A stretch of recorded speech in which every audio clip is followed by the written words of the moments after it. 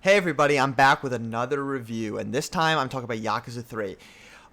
So a couple thoughts here about Yakuza 3. One, in my previous video I talked about my history with the franchise. I played Yakuza 1, 2, and 6. So this is the first time I'm playing one of the games that is the original kind of engine, the original combat system. We'll talk about the combat and the kind of gameplay in a little bit, but for the story, I thought it was really enjoyable. So this story is a lot about Kiryu just at his orphanage taking care of the orphans. So if that's really not your thing, if you're more into the action, the Yakuza action, this might not be your favorite Yakuza game. This is not my favorite of all the games that I've played, but I will say I enjoyed it the entire time. I thought the stuff with Kiryu and the kids was great. I love seeing him be happy and actually be retired as opposed to, about 5 seconds of retirement and then rope back in. This was a lot of slow, just kind of him going grocery shopping or him, helping the kids put on a wrestling show. It was a lot of fun stuff like that, and to me, that was some of the best stuff I've done in a Yakuza game ever.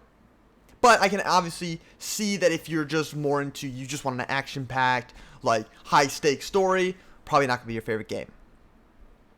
There's only one really scene in particular that it's later on in the game that really slows down the pace, where it makes you learn about it's essentially all these questions that you've had throughout the game answered in about a 30-minute cutscene, what it feels like, and it's just continual talking instead of giving you this information kind of throughout the game. They decide to, okay, now we're going to dump all the information on you. I'm not a big fan of that kind of stuff because I have a very short attention span, but that being said, I love the story, and overall I thought it was really interesting. So with the combat, actually one more thing about the story.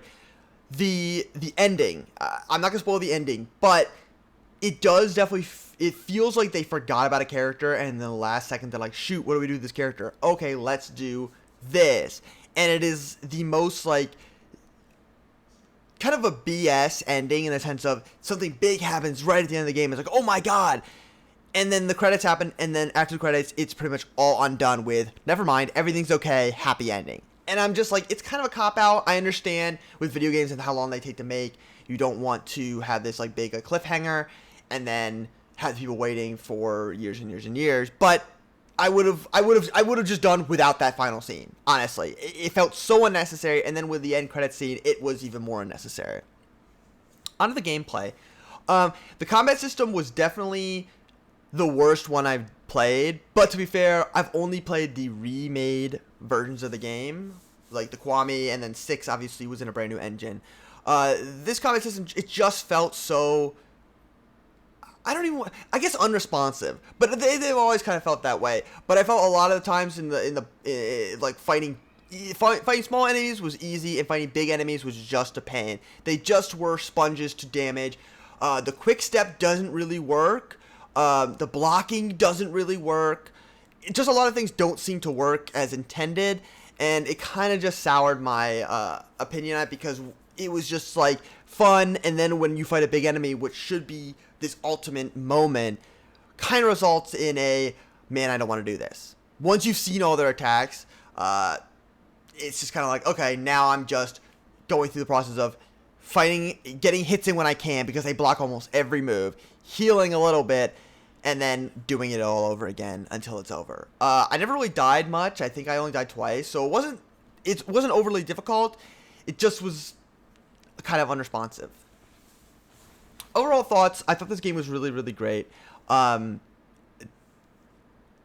think that this is one of those games that is great if you are like, man, I want to just immerse myself in a world and just kind of play a game for a long time. If I had nothing else going on and I had no other games planned to play, I could have played this game forever. There's so much stuff I didn't do, so many side quests, so much cabaret clubs and stuff. I didn't even touch half the stuff in this game, and it makes me sad because I wish I had all the time in the world to play this game to its fullest. But honestly, with the list of games I have, with all the games coming out next year, I just do not have the time.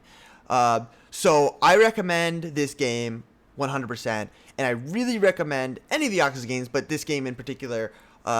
If you are just like, hey, I don't have a lot of money, and I gotta get one game that's gonna last me a long period of time, this is the Yakuza games. This is a go-to game. There's so much stuff that I wanted to do that I just because I wanted to do the story and get through it, and so I can get on to the next game.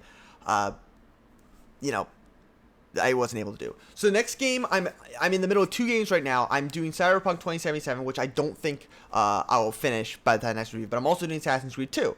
So Assassin's Creed 2 will most likely be the next review. Thank you for joining me.